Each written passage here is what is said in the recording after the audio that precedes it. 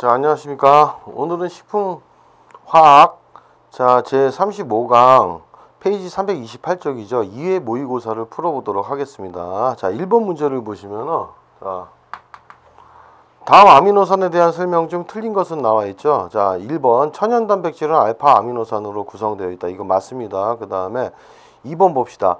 한 분자 내에 아미노기 염기성을 띠죠. 그 다음에 카르복식이 산성을 띠죠. 그래서 모두 갖는 양쪽성 물질이다. 양성 물질. 이것도 맞죠, 여러분. 아미노산이 또한 우리가 양쪽 전하를 다 띠기도 하죠. 그래서 플러스 전화, 마이너스 전하를 띠기도 합니다. 그래서 중성 용액에서는 음과 양전하를 띠고, 산성에서는 우리가 양전하를 띠고, 염기성에서는 음전하를 띠죠, 여러분. 그 다음 4번 봅시다. 아미노산 중에는 감칠맛을 내는 것도 존재한다. 있죠. 그게 대표적으로 L글루탐산이죠. 그 다음에 아스파라트산 해가지고 조미료로도 씁니다, 여러분. 3번 봅시다. 세린과 트레오닌 있죠. 불용성 아미노산이라고 했는데, 자, 불용성 아미노산은 물에 녹지 않는 것을 얘기하죠. 자, 불용성 아미노산은 뭐가 있습니까? 티로신과 시스틴이 있죠. 그래서 티로신과 시스틴이다. 이렇게 알아두시면 되겠습니다. 시스틴 돼 있고, 그러면 여기 나와 있는 세린과 트레오닌 같은 경우는 뭡니까? 세린과 트레오닌은 불용성이 아니죠. 그래서 근데 이것들은 우리가 중성 아미노산이라고 하죠. 보통 중성을 띄어서 중성 아미노산이라고도 얘기합니다, 여러분. 자, 이렇게 알아두시면 되고, 그래서 1번의 답은 2번이 되겠습니다. 자, 2번 문제를 가봅시다. 2번 문제를 보시면 다음 중 옳게 짝져지지 않은 것은 했죠. 자, 우선 천연 단백질 1번 달걀 흰자에 들어있는 것은 조성 단백질로 오보 뮤코이드 해가지고 이건 남백에 있죠. 그냥 흰자에 있는 건데 이건 당 단백질 종류 맞습니다, 여러분. 그 2번에 있는 우유에 있는 조성 단백질은 락토글로불린이고, 이런 단백질의 종류는 우리가 글로불린스죠. 그래서 단순 단백질에 해당합니다. 글로불린스는 단순 단백질. 이것도 맞습니다. 3번 달걀 노른자 보시면 오버비텔린이라고 나와있죠. 자, 조성 단백질이 오버비텔린이고 단백질의 종류는 인단백질 맞습니다, 여러분. 4번 봅시다. 대두라고 나와있는데, 자, 요게 틀렸죠. 우리가 파솔린이라고 나와있는데 조성 단백질은, 자, 대두에 있는 것들은 무슨, 대두에 있는 거는 뭡니까, 여러분? 이 조성 단백질로서는 우리가 글리시닌이죠. 그래서 글리시닌입니다. 그 다음에 이런 단백질의 종류는 인단백질이 아니죠. 글로불린스에 해당하죠. 그래서 글로불린스에 해당합니다.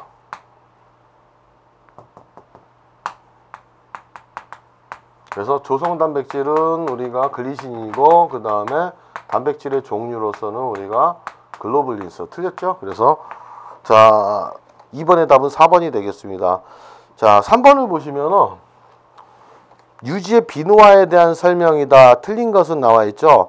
자, 비누화 거막가라고도 하죠. 보통 1번 유지 1g을 비누화하는데 필요로 하는 수산화칼륨 염기성 용액 미리그램수를 거막가라고도 한다. 맞습니다, 여러분. 3번 보시면은 보통 유지의 거막가는 180에서 200 정도이다. 이거 맞죠? 그 다음에 비누화 반응은 주로 알칼리에 의한 분해 반응이다. 이것도 맞습니다. 알칼리성, 자, 수산화칼륨이 들어가죠. 그 다음에 결국은 2번인데 지방산, 그러니까 이 유지의 비누화는 지방산의 분자량이 반비례합니다. 그래서 분자량이 크면 클수록 이 거막가는 낮아지죠. 그래서 여기서 봤을 때 적급 지방산은 지방산 분자량이 고급보다는 작죠.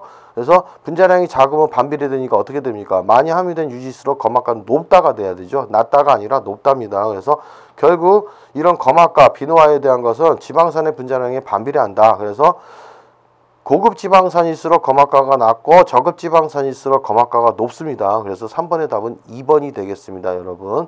자, 우선 1번과 3번을 체크해 주시고, 그 다음에 4번 갑시다. 알도 헥소스라고 나와있죠. 보통 헥소스 하면 육탄당을 얘기하죠. 근데 광학 이성질체의 개수는 했는데, 자, 알도 헥소스를 가시려면 여러분 이거는 부재탄소수가 몇 개인가를 보셔야 됩니다. 보통 부재탄소라는 건 뭡니까? 자, 탄소 주변에 4개의 결합에 있는 원자나 원자 단위 전부 다 다를 때죠, 여러분. 다 다를 때. 요럴 때를 이제 우리가 비대칭 탄소라고도 일명 얘기하죠. 이거에 대한 내용은 우리가 페이지 19쪽하고 21쪽을 참조하시면 되는데, 한번 페이지 19쪽 보시겠습니다. 19쪽에도 나와 있죠, 여러분. 19쪽에 밑에 봅시다, 여러분. 2번 단당류의 구조 중에서 D형 L형 나왔죠. 기억에 나와 있죠. 부재탄소를 갖는 단당류 중에 가장 간단한 당은 3탄당이고 이렇게 나와 있습니다. 그 다음에 이제 거기서 보시면 21쪽을 참조하시면 되겠죠, 여러분. 21쪽 봅시다. 여기 나와 있죠, 여러분. 니은에 당 분자 중에서 부재탄소가 존재하면 광학적 활성을 띈다고 했는데 결국은 요 밑에 봅시다, 여러분. 부재탄소가 한 개일 때는 두 개의 이성질체가 생기면 만약 부재탄소가 2의 n개이면은 보통 부재탄소 수가 n개이면은 우리 이성질체 수는 2의 n제곱개이구나 이렇게 알아둘 수 있죠. 그러면은 알도 핵소스 같은 경우는 6탄당이니까 우리가 보면 되겠죠, 여러분. 어디를 보시냐면 페이지 20쪽을 봅시다. 거기 나와 있죠. 글루코스 같은 경우 나와 있는데 한번 봅시다.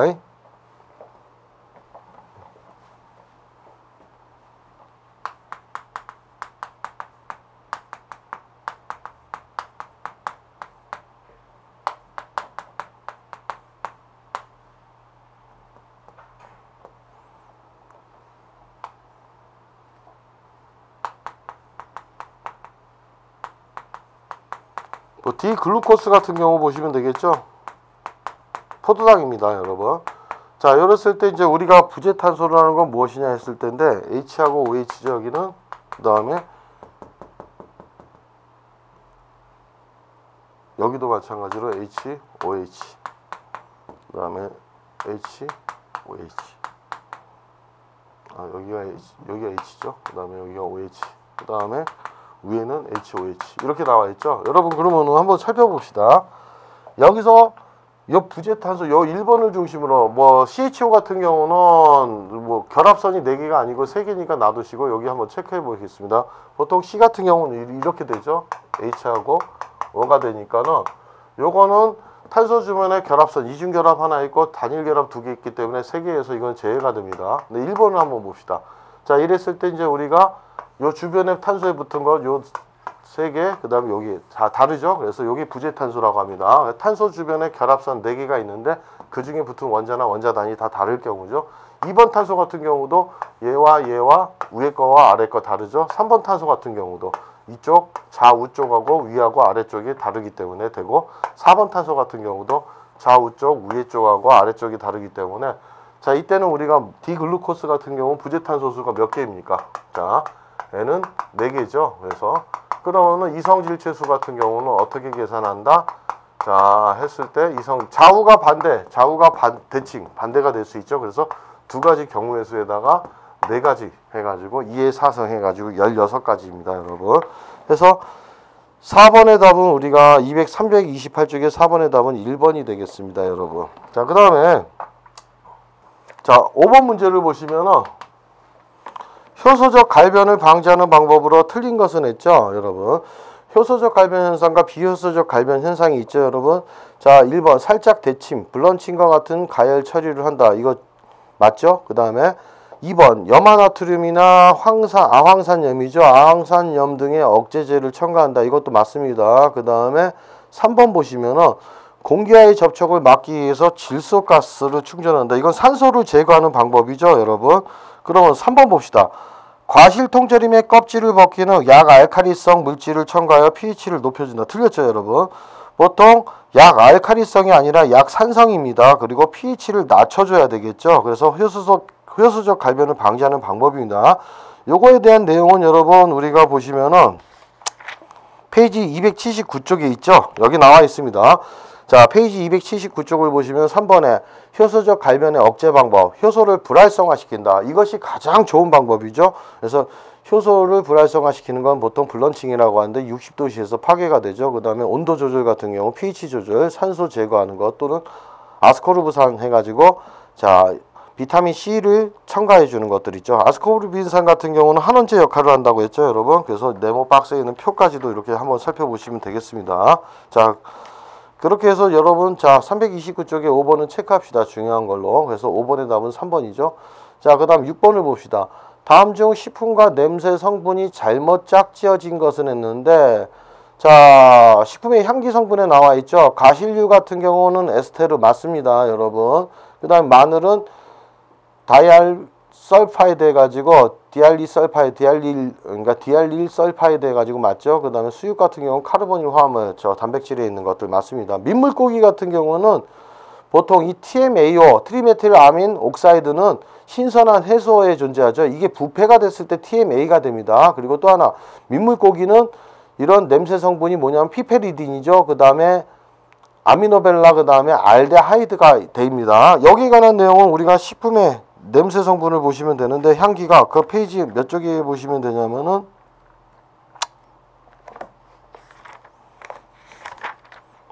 바로 241쪽이죠 여러분. 자 봅시다. 241쪽과 240쪽을 보시면 되는데, 여러분 여기 나와있죠. 2번에 민물고기의 비린내의 본체가 해소와 다르며 사후에 나는 비린내는 어체 표면의 리신과 아르기닌이 세균의 환원작용에 의해 생성된다 했는데, 이때 나오는 게 피페리딘, 그 다음에 이런 것들 아미노벨라릭 에이시드 이런 것들입니다 여러분. 그래서 동물성 식품에 대한 거 여기 나와 있는 거, 특히 이제 또 보시면은 242쪽에도 간단하게 표에 나와 있습니다. 신선한 해소의 성분은 자 트리메틸 아민 옥사이드 해가지고 TMA5고, 그 다음에 어류 비린내 같은 경우 나왔죠. 트리메틸 아민 TMA, 그 다음에 암모니아, 피페리딘, 아미노벨라 알데하이드, 그 다음에 아미노벨라릭 에이시드 이런 것들이 있습니다. 그래서 반드시 한번 페이지 242쪽 체크하시고 이 표에 있는 것들 보시면 되겠습니다. 6번 같은 경우도 잘 나오는 문제죠. 체크합시다. 그 다음에 7번 봅시다. 다음 중 결합수에 대한 설명으로 맞지 않은 것은 했는데, 자 이건 페이지 2쪽에 있죠. 자유수와 결합수에 대한 특징이 있는데, 여러분 1.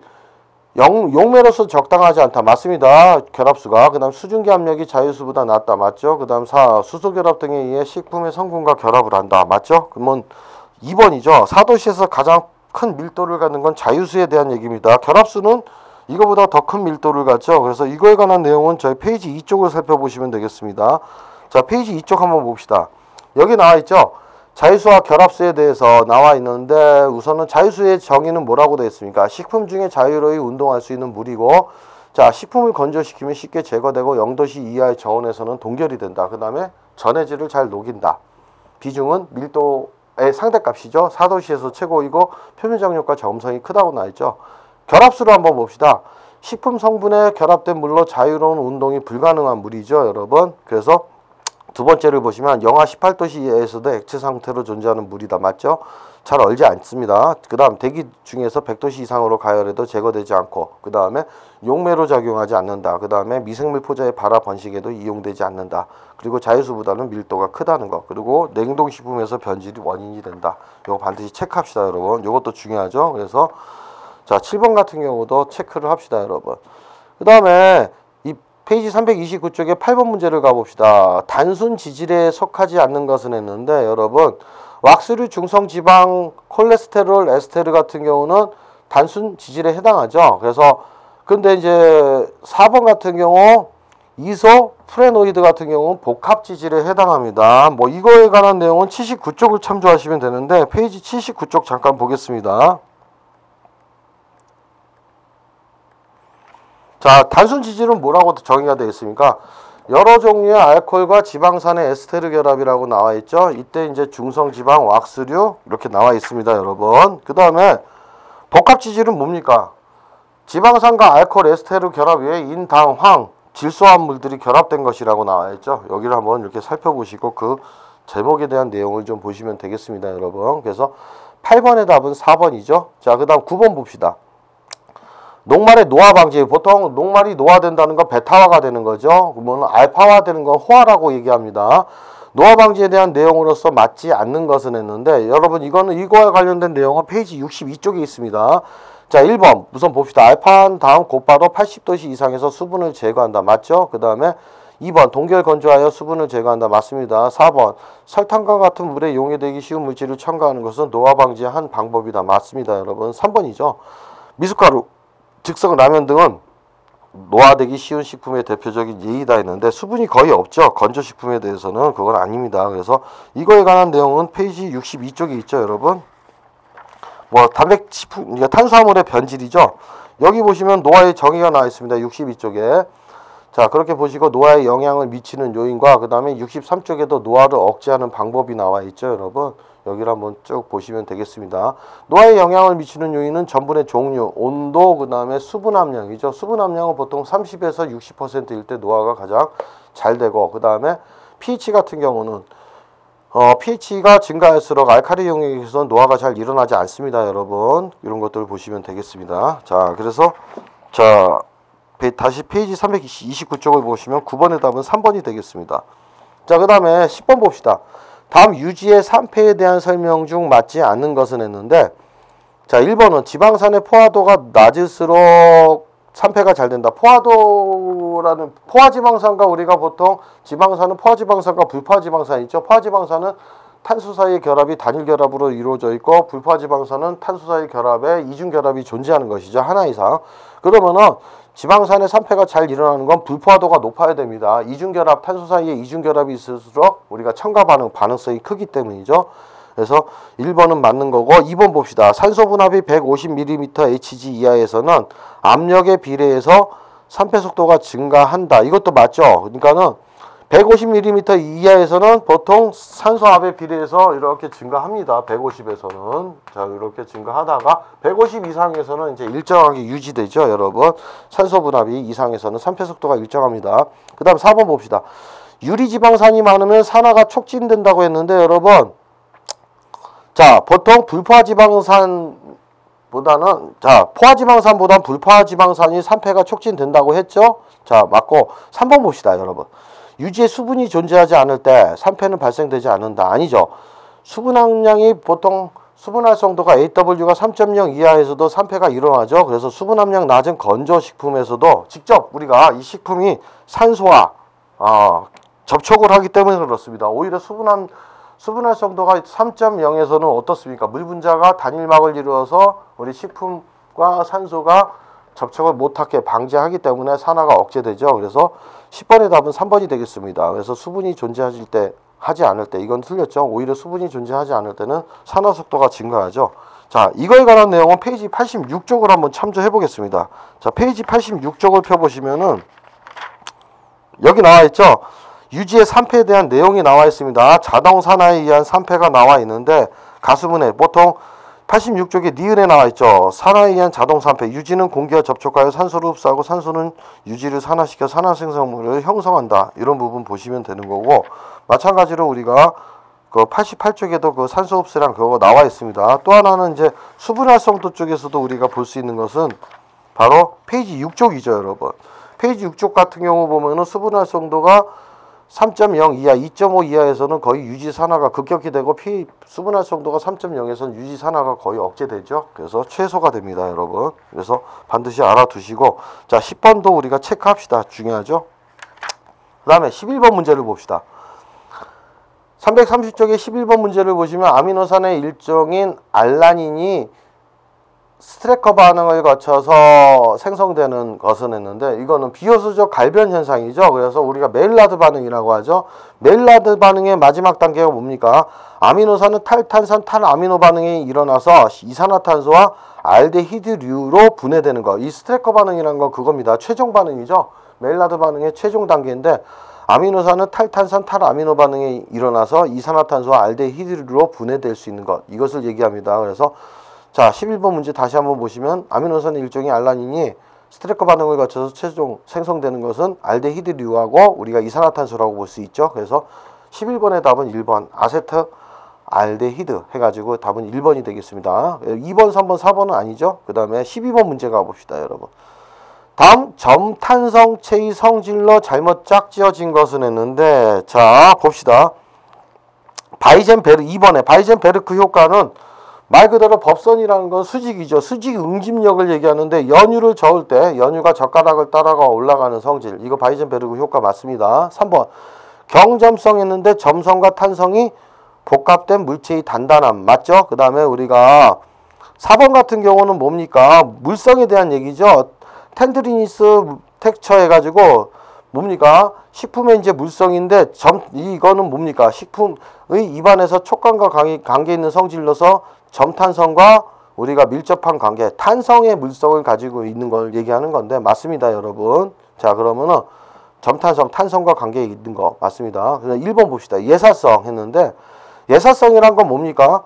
자, 달걀 흰자에 젓가락을 넣어 당겨 올릴 때 따라 올라가는 성질이죠. 그러니까 예사성이란 건 빵의 반죽이나 어묵처럼 늘어나는 성질. 이거 늘어나는 성질은 아닙니다, 여러분. 변형되는 성질. 이거는 자, 그래서 예사성은 달걀 흰자에 젓가락을 넣어서 당겨 올릴 때 따라 올라가는 성질. 이거에 관한 내용은 여러분, 자, 식품의 물성에 나와 있죠. 보시면은, 자, 페이지 297쪽을 봅시다. 점성 같은 경우 나와 있죠. 그 다음에 탄성, 가소성, 점탄성이 나와 있습니다. 여러분, 여기를 보시면 나와 있는데, 자, 예사성 같은 경우 거기도 돼 있죠. 달걀 흰자에 젓가락을 넣었을 때 당겨 올릴 때 딸려 올라가는 성질이라고 나와 있습니다. 이렇게 참조하시면 되고, 그 다음에 이제 13번 문제를 봅시다. 자, 폴리펩타이드를 구성하는, 자, 폴리펩타이드라는 건 보통 CO와 NH 그룹을 얘기하는 것이죠. 자, 그래서 폴리펩티드 결합, 펩티드 결합이라고 하죠. 이걸 갖다가 펩티드 결합이라고 하는데, 이런 펩티드 결합이 굉장히 많은 것, 단백질이죠, 여러분. 자, 단백질을 구성하는 아미노산의 종류 및 배열 순서를 무엇이라고 하냐. 자, 뭐 단백질 구조에는 1차, 2차, 3차, 4차 구조가 있다고 했죠, 여러분. 그러면은 가장 단순한 구조는, 자, 아미노산의 종류 및 배열 순서를 결정하는 거 1차 구조죠. 그 다음 2차 구조는 어떻습니까? 이 펩티드 부위에 수소 결합이 있어서 알파 나선형과 베타 병풍 구조가 있죠. 3, 4차 구조 같은 경우는 이런 단백질의 물질들이 접히고 꼬이면서 겹쳐졌을 때 이온 결합, 수소 결합, 그 다음에 황과 황해 결합, 그 다음에 소수성 결합이 존재하는 것이죠. 그래서 13번의 답은 1번이 되겠습니다. 자, 요거에 관련된 내용은 여러분 다시 한번 보자면 단백질 파트 있죠, 여러분. 그래서 보신다면은 페이지 몇 쪽이냐면은 이게 아마 128쪽이죠. 128쪽과 129쪽에 있습니다. 자, 1차 구조 뭐라고 되어 있습니까, 여러분? 128쪽을 보시면은, 자, 니은에 나와 있죠. 아미노산 종류와 배합 순서에 따라 결정되며 폴리펩티드 결합으로 되어 있다. 이렇게 나와 있고 보통 사슬형 구조입니다. 2차 구조는 뭐라고 되어 있습니까? 자, 수소 결합에 의해 기억에 나와 있죠. 아미노산끼리 상호작용, 펩티드 아미노산끼리 상호작용해서 수소 결합에 의해 입체 구조를 이루는데 알파 헬릭스, 알파 나선 구조와 베타 병풍 구조를 이루죠. 그 다음에 수소 결합이 위에 안정화됐다. 그 다음 3, 4차 구조 129쪽에 나와 있죠, 여러분. 이때는 수소결합, 이온결합, 소수결합, 황과 황해결합, 공유결합이 존재한다는 것 이렇게 알아두시면 되겠습니다. 자, 그 다음에 14번 문제를 가봅시다. 다음 중 지방산에 대한 설명으로 맞지 않은 것은 했는데, 지방산은 포화지방산과 불포화지방산이 있죠. 자, 지방산은 어떻게 됐습니까? 글리세롤과 함께 유지를 구성하는 성분이 된다. 보통 중성지방 같은 경우는 지방산 3개와 글리세롤 한 분자가 에스테르 결합에 의해서 만들어지죠. 1번 맞습니다. 2번 자연계에 존재하는 대부분의 지방산은 짝수계의 탄소 혼자가 결합된 것이다. 이것도 맞습니다. 그 다음에 탄소수가 12 이하는 저급지방산, 탄소수가 14개 이상은 고급지방산으로 취급한다. 이것도 맞죠, 여러분? 자, 4번 봅시다. 지방산 분자 내에 이중결합이 있는 것은 불포화지방산이죠. 탄소 사이에 이중결합이 존재하는 건 불포화지방산인데, 이런 불포화지방산은 포화지방산보다 반응성이 큽니다, 여러분. 녹는 점은 낮지만은. 그 다음 이중결합이 없는 것을 우리가 단일결합으로 이루어진 것을 불포화지방산이 아니고 포화지방산 서로 바뀌었죠. 그래서 14번의 답은 4번이 되겠습니다. 14번 같은 경우도 체크합시다, 여러분. 그 다음에 15번 문제를 갑시다. 다음 중 당과 그것의 가수분해 산물이 잘못 연결된 것은 했는데, 보통 이당류를 얘기하죠. 자, 1번 슈크로즈는 설탕인데 글루코스와 프럭토스 해가지고 포도당과 과당의 결합체 맞습니다. 그 다음 3번 락토스는 글루코스와 갈락토스 맞죠. 라피노스 같은 경우는 우리가 3단, 그러니까 이당류가 아니라 소당류라고 하죠. 글루코스, 갈락토스, 프럭토스 맞죠. 자, 말토스 같은 경우 2번 봅시다. 이게 틀렸죠. 엿당인데 엿당은 글루코스와 글루코스입니다.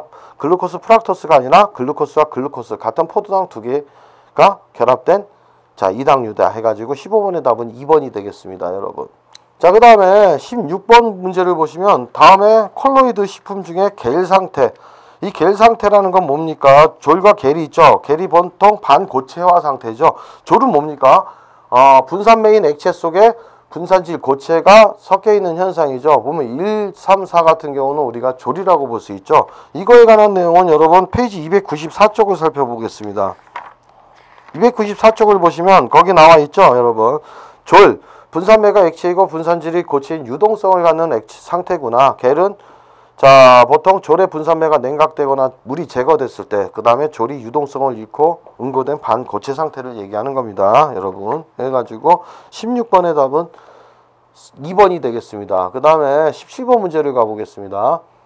변성 단백질에 대한 설명으로 맞지 않는 것은 했는데, 자, 보통 단백질이 변성됐을 때 이건 페이지 132쪽을 참조하시면 되거든요. 1번 대부분의 경우 용해도가 감소한다. 맞죠? 3번 변형되면 효소에 대한 감수성이 증가한다. 맞습니다. 그 다음 4번 생물학적 활성은 소실된다. 맞죠? 그 다음 2번 봅시다. 2번이 틀렸죠?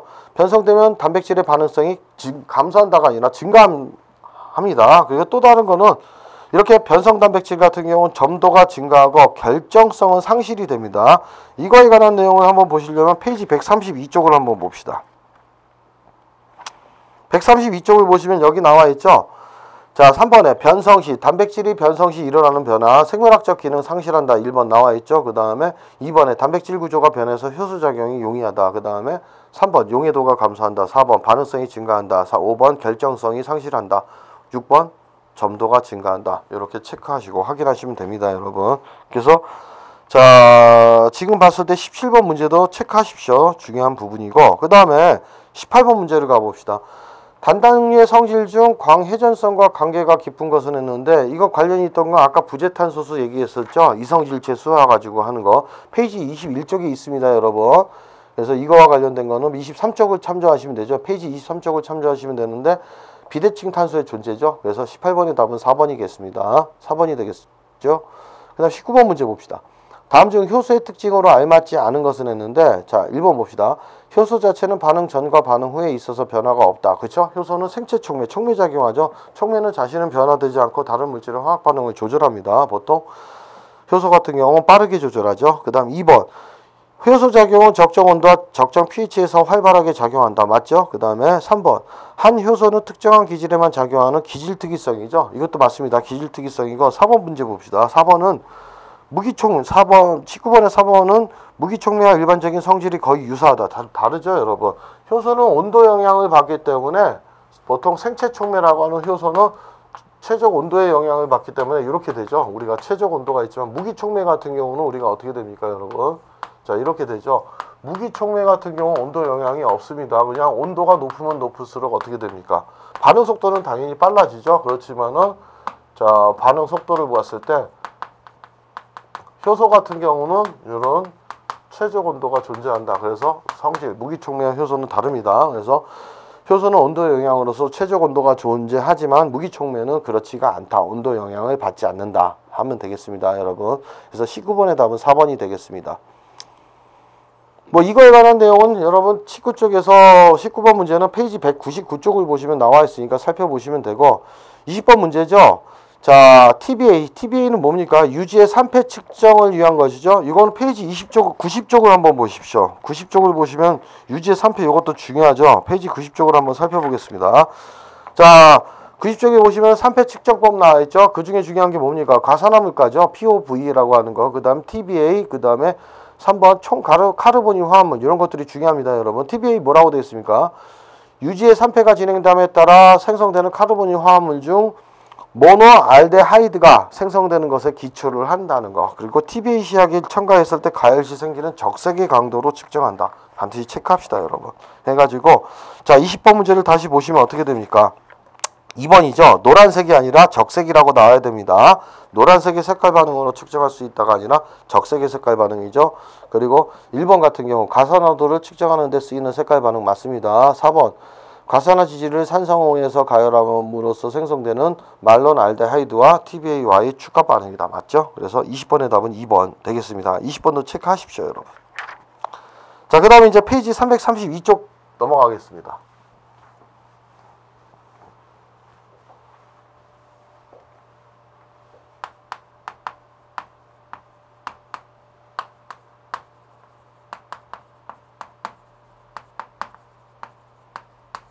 자, 기출문제 풀이죠. 충북위생 식품위생지 기출문제인데, 자, 봅시다. 1번 문제 중에서 다음 바이타민 중 유황을 함유하고 있는 것은 했는데, 여러분 보통 수용성 비타민 하면 비타민 B, C죠. 그 다음에 지용성 바이타민 하면 A, D, E, K인데 여기서 유황 성분을 함유하고 있는 바이타민은 1번이죠. 자, 비타민 B1입니다, 여러분. 그 다음에 2번을 갑시다. 산악지대 주민에게 결핍되기 쉬우며 결핍 시에 갑상선종을 유발시키기 쉬운 무기질은 했는데, 여러분 이거는 페이지 159쪽과 161쪽을 참조하시면 되겠는데, 갑상선종을 유발하기 쉬운 것 했을 때는 우리가 요오드 성분이죠. 그래서 2번의 답은 3번이 되겠습니다. 자, 페이지 159쪽을 한번 보시면은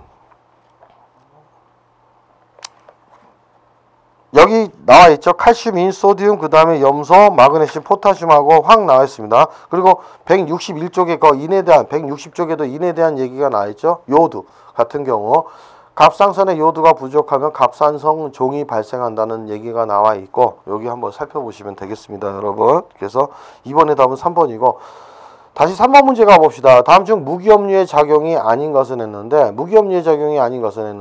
보통 무기염류는 근육, 신경의 흥분, 그 다음 효소 작용, 촉진, 체액의 삼투압 조절 다 맞죠?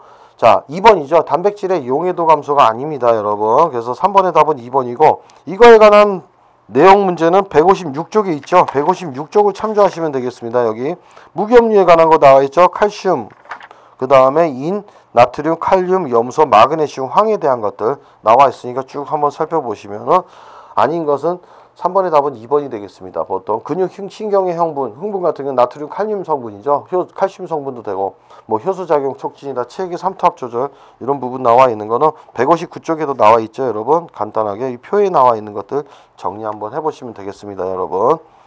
자, 4번 문제 가봅시다. OW라고 O-W라고 나와 있는데 수중 유적형을 얘기하죠. 수중 유적형을 얘기한다는 건 뭡니까? 자, 친수성 성질이 강한 것을 얘기하죠. 보통 우리가 유화제 중에서. 근데 페이지 296쪽을 한번 보시면은 여기 대한 내용이 한번 나와 있죠. 봅시다. 보통 유화제는 친수성과 소수성 강도에 따라 HLB 값으로 우리가 정하죠. HLB라는 건 계면활성제의 친수성과 소수성의 균형을 나타내는 지표입니다, 여러분. 자, 그럼 밑에 2번에 유화액 종류 나와 있죠. 수중 유적형은 뭡니까? 물 중에 기름이 분산되어 있는 상태로 우유, 마요네즈, 아이스크림 등이 있고 유중 수적형 같은 경우는 HLB 값이 낮죠. 수중 유적형은 HLB 값이 높습니다. 자, 유중 수적형은 오히려 HLB 값이 낮은데 기름 중에 물이 분산되어 있는 상태, 버터, 마가린을 얘기하죠. 그래서 여기 체크하시면 되고 그래서 332쪽에 4번의 답은 자, 수중 유적형으로 갔을 때 에멀션은 자, 1번입니다. 보통 치즈, 버터, 마가린은 유중수적형이죠. 유중수적형. 그렇게 보시면 되고 HLB 값은 유중수적형 같은 경우는 우리가 HLB 값이 낮으니까 보통 자 3에서 6이다. 그 다음에 수중유적형 같은 경우는 HLB 값이 8에서 18 정도 됩니다, 여러분. 그 다음 5번 문제 가봅시다. 다음 중 호화현상에 대한 설명 중 틀린 것은 했는데 보통 호화현상이라는 건 탄수화물 전분의 알파화죠. 그래서 호화된 전분의 X선 간섭도는 불명료한 V형이다 했는데 그렇죠. 호화전분의 X선 간섭도를 했는데 페이지 60쪽하고 61쪽을 한번 참조하시면 되겠는데 여기도 나와 있습니다. 63쪽에는 뭐가 되겠습니까? 자, 여기 나와 있죠. 호화된 4번 봅시다. 맨 밑에 호화된 전분이 노화가 되면 X선 간섭도는 항상 비도형을 나타내고 자 3번에 나와 있죠. 호화가 되면은 규칙적인 분자 배열이 없어지고 불명확하고 희미한 V형 X선 간섭도를 나타낸다고 나와 있습니다. 뭐 64쪽에도 그런 부분이 나와 있으니까 한번 보시면 되고 그래서 여러분 1번 맞죠? 그 다음에 2번 호화란 생전분을 물에 넣고 가열했을 때 소화되기 쉬운 알파 전분으로 되는 현상 호화에 대한 정의도 60쪽에 나와 있습니다. 그 다음 3번 수분이 많을수록 호화는 잘 일어난다 맞죠? 그 다음 4번이 틀렸죠, 여러분. 저온 0.3도씨에서 가장 활발한 너무 낮은 저온에서도 안 일어나죠. 보통 60도씨 전후에서 활발하게 일어납니다. 좀 어느 정도 높은 온도죠. 그래서 4번이 틀렸죠. 그래서 60도씨 전후로 바꾸셔야 됩니다. 그래서 5번의 답은 4번이고 요 5번도 체크하십시오, 여러분. 그 다음에 6번 문제를 봅시다. 엿당의 가수분해 산물은 무엇인가 했죠. 자, 여러분 엿당 말토스는 포도당과 포도당의 중합체죠. 그래서 포도당 두 개가 단위체인 두 개로 돼 있다 해가지고 6번의 답은 2번이 되겠습니다. 포도당과 가당 같은 경우 3번은 설탕을 얘기하는 것이죠. 그 다음에 우리가 1번 포도당과 갈락토스는 뭐 젖당 얘기할 수 있는 거죠. 7번 문제 가봅시다. 다음 당류 중 5탄당인 것은 했는데 여러분 5탄당과 6탄당은 어떻게 구별하죠? 자, 6탄당 같은 경우는 말 그대로 우리가 발효가 일어날 수 있는 것이고 5탄당은 발효가 되지 않는 것을 얘기합니다. 했을 때 지금 2번, 3번, 4번 갈락토스, 만노스, 프락토스 같은 경우는 6탄당이죠. 그럼 리보스 같은 경우가 5탄당이 됩니다. 이거와 관련된 내용은 페이지 17과 18쪽에 있습니다. 거기를 한번 살펴보시면 되고 17쪽과 18쪽을 보시면은 거기 나와 있죠, 여러분. 자, 18쪽에도 보면은 5탄당과 6탄당 종류가 나와 있습니다, 여러분. 그리고 17쪽에도 마찬가지로 이 부분이 나와 있으니까 한번 보시면 되겠습니다, 여러분. 자, 그 다음에 8번 문제를 가보겠습니다. 케톤 3패에 속하지 않는 것은 했는데, 케톤 3패에 속하지 않는 것은 했는데, 요건 아마 페이지 86과 87쪽에 있죠. 야자유, 유지방, 팜유는 맞습니다. 케톤유. 근데 대두유 같은 경우는 우리가 뭐냐면은 리놀릭 에이시드에 의해서, 자, 아마인유라고 하죠. 리놀릭 에이시드에 의해서 일어나는 3패가 일어나는 반응입니다. 그래서 8번의 답은 1번입니다. 이거와 관련된 내용은 우리가 페이지 86과 87쪽에 있으니까, 자, 지방의 유지의 3패에 대한 내용 거기 살펴보시면 되겠습니다. 자, 9번 문제를 봅시다. 다음 중 식용 유지의 3패에 영향을 주는 요인했는데, 식용 유지의 3패에 영향을 주는 요인은 유지의 불포화도죠. 불포화도가 높으면 높을수록 3패가 잘 됩니다, 여러분. 빛과 금속이요. 맞습니다. 3번이죠. 유지의 분자량이 아닙니다. 그래서 9번 문제에 관련된 내용, 9번 중요하니까 체크하시고, 88쪽 9번 문제에 관한 내용은 88쪽을 살펴보겠습니다. 자, 88쪽 보시면 여기 나와 있죠. 유지의 산화에 영향을 주는 인자해 가지고 지방산 조성 나와 있습니다. 보통 불포화지방산이 포화지방산보다 산화가 빠르다. 그 다음에 공액형 이중결합이 비공액형보다 빠르게 산화된다 나와 있죠. 시스형이 트랜스형보다 쉽게 산화된다 나와 있습니다, 여러분. 그 다음 온도, 산소의 농도, 표면적 수분 나와 있죠. 그 다음 금속, 그 다음에 생화학적 물질 이런 것들이 나왔으니까 반드시 중요한 부분이니까 체크하시고 이 문제 다시 한번 살펴보면 되겠습니다. 그 참고 내용은 거기 이제 페이지 아까 있는 거에서 참조하시면 되겠죠. 자, 그래서 9번의 답은 3번이 되겠습니다. 중요하니까 체크하시고, 그 다음에 10번 문제를 봅시다. 일반적으로 알부민은 온도가 10도씨 높아짐에 따라 변성 속도는 몇 배 정도 빨라지느냐 했는데, 보통 20배 정도고, 여기 나와 있지는 않지만은 단백질의 변성작용 굉장히 중요하죠. 단백질 변성 부분으로서 페이지 131쪽에 있습니다. 한번 참조하시고 단백질 변성에 대한 거. 그래서 10번의 답은 3번이 되겠습니다. 그 다음에 11번 문제 가겠습니다. 다음 중 2차 유도 단백질. 보통 2차 유도 단백질은 분해 단백질을 얘기하는 것이죠. 그래서 단백질이 아닌 것은 했는데 펩타이드나 프로테어스 펩톤 같은 경우는 2차 유도 단백질 맞습니다. 분해 단백질. 젤라틴은 아니죠. 자, 1차 유도 단백질에 의해서 생성됩니다. 그래서 1번 젤라틴은 1차 유도 단백질에 의해서 생성되니까 11번의 답은 1번이죠, 여러분. 이것도 한번 체크하십시오. 그래서 여기에 대한 내용은 페이지 127쪽을 보시면 되겠습니다. 페이지 127쪽을 보시면은, 자, 3번에 유도 단백질 나왔죠? 1차 유도 단백질은 보통 변성 단백질을 얘기합니다. 그런 대표적인 거는 젤라틴이나 프로테안, 그 다음에 코알레이티드 프로테인, 그 다음에 파라카세인, 피브린 같은 경우가 있죠. 그 다음에 여기 넘겨보시면은 메타프로테인 같은 경우도 1차 유도 단백질이고, 2차 유도 단백질은 뭐가 있습니까? 분해 단백질이죠, 여러분. 그래서 프로테인 1차 유도 단백질 된 다음에 프로테어스, 펩톤, 펩타이드 이런 것들을 얘기합니다. 그래서 체크하시면 되겠습니다, 여러분. 자, 그 다음에 12번 문제 가봅시다. 밀가루의 가장 중요한 단백질로 글루텐을 형성하는 단백질은 했는데, 여러분 이거에 대한 내용은 페이지 126쪽에 있죠. 그래서 페이지 126쪽을 보시면은, 자, 여기 나와 있습니다. 보통 밀가루에 글루텐을 형성하는 것 표에 나와 있죠.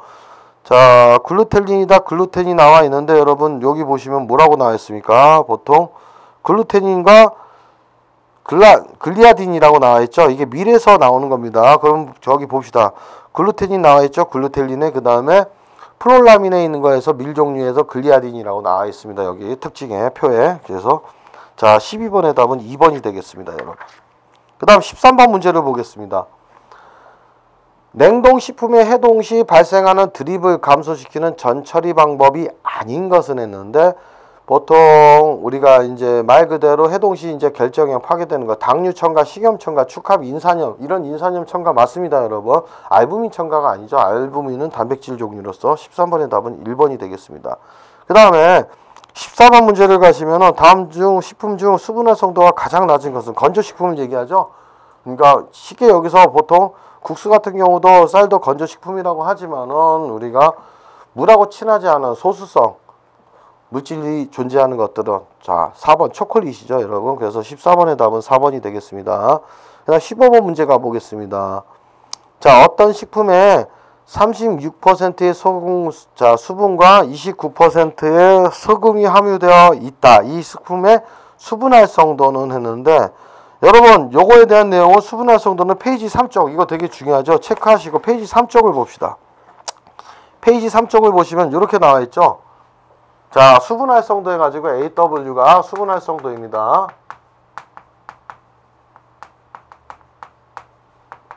자 뭐라고 되어 있습니까 여러분? MW죠. MW는 뭡니까 여러분? 거기 나와 있는 것 중에서는 식품 중에 용매의 몰수죠. 용매 몰수를 얘기하는 것이고 그 다음에 우리가 말 그대로 B 자 MS라고 나와 있죠. 자 이게 이제 뭡니까? 식품 중에 용질의 몰수죠.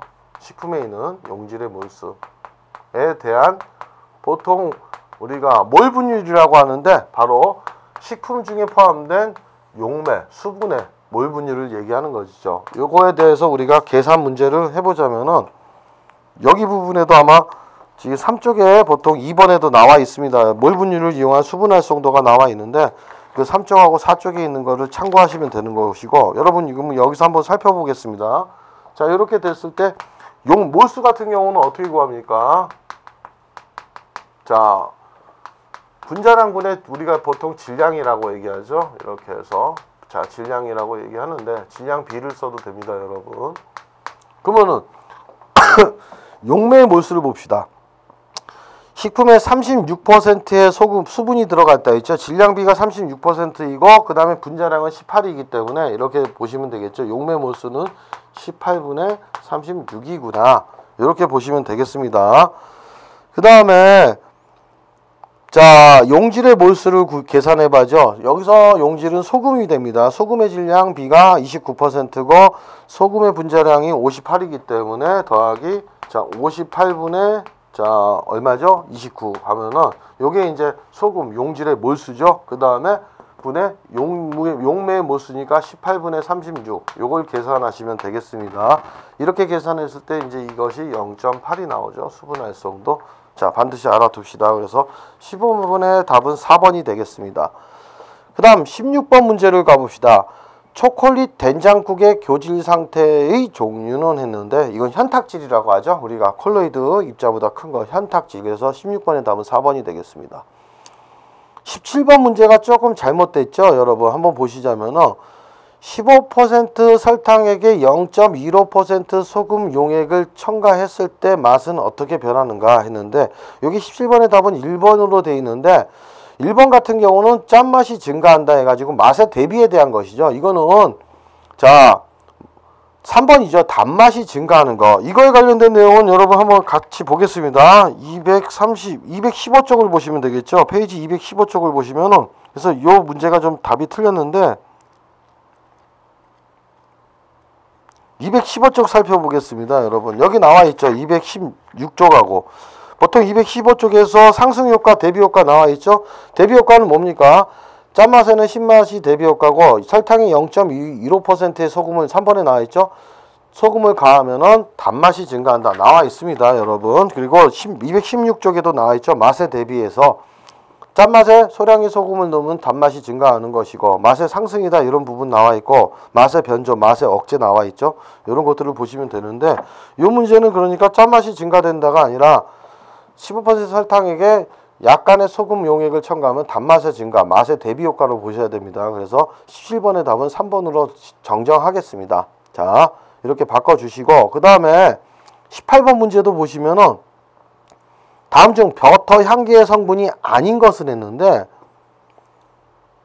이것도 바꿔야 되겠죠. 버터 향기 성분 하면은 이게 아닌 것은 해가지고 답이 1번 돼 있는데 잘못됐습니다. 버터의 향기 성분인 것은으로 바꿉시다. 이거에 관한 내용은 페이지 241쪽 한번 보시겠습니다.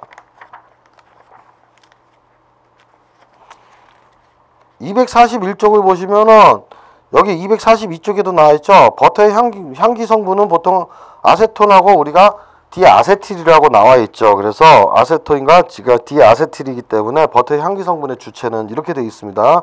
그래서 피오닉 애시드다 뷰트릭 애시드, 디메틸 설파이드 같은 경우는 버터의 향기 성분이라고 볼 수가 없죠. 보통 이거 같은 경우는 우리가 고기, 뭐 황화합물, 산유 이런 거에 해당합니다. 여러분 육류에서. 그래서 버터의 향기 성분이 아닌 것은이 아니라 이걸 바꿉시다. 버터의 향기 성분인 것은 했을 때는 디아세틸 해가지고 18번의 답은 1번으로 정정하겠습니다. 여러분 19번 문제를 보겠습니다. 찐빵을 만들 때 식소다 같은 경우가 알칼리성이죠. 염기성. 자, 식소다를 넣으면 찐빵이 누렇게 변한다. 이유는 무엇인가 했을 때, 자, 우리가 갈변 현상에 대해서죠. 페이지 259쪽을 보시면 되겠습니다. 259쪽을 보시면은 여기 나와 있죠. 식품의 세계에 대해서 나와 있습니다. 259쪽에 보통 보시면은 자, 259쪽에 니을을 봅시다. 특징에서 B.